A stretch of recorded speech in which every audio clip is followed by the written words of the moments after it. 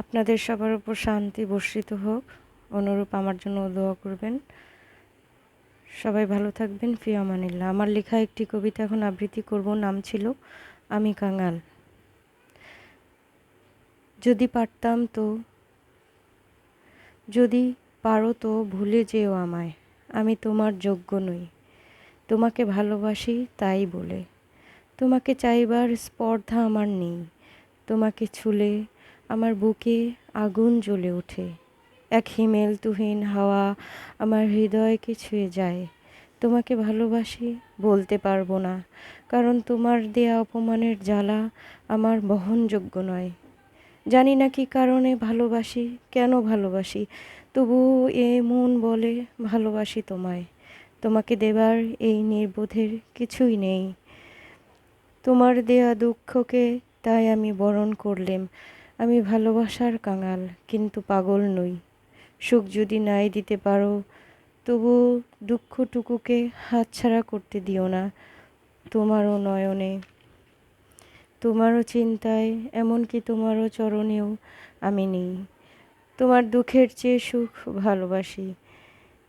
চেয়ে দেখো, আমি কোনো শক্ত দেয়াল নই, আয়না, তাও ভাঙা যায়। মুহূর্তেই মাটিতে নেতিয়ে পড়বে, তাতে একটু আঁচড়ও লাগবে না।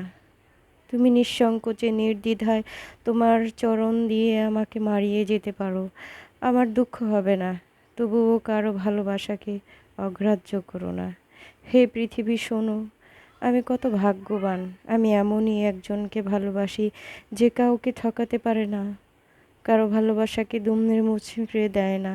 সে শুধুই জানে ভালোবাসা। মন নিয়ে খেলো না, তবুও দূরে থাকো, আমি তোমায় খুঁজে পাবো। যেমনি আকাশের বুকে ওই চাঁদকে খুঁজে নেওয়া যায়। আমার স্বপ্ন তুমি, যাকে শুধুই গড়া যায়, কিন্তু কোনো প্রমাণ মেলে না। যদি এই যদি এই সব কিছুকে বন্দি করা যেত, তবে আমি ধন্য হতেম।